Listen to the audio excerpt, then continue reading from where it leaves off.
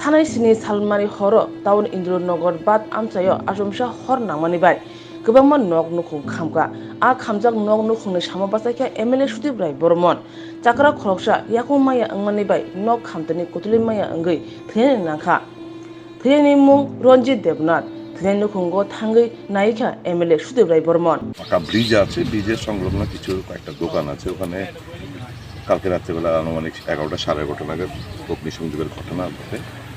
এক ভদ্রলোক ওই দোকানে ছিলেন, ওনার পা ভাঙা ছিল, উনি আগুন চাপ থেকে আর বেরোতে পারেননি, অগ্নিদগ্ধ হয়ে মারা গেছেন স্পটে।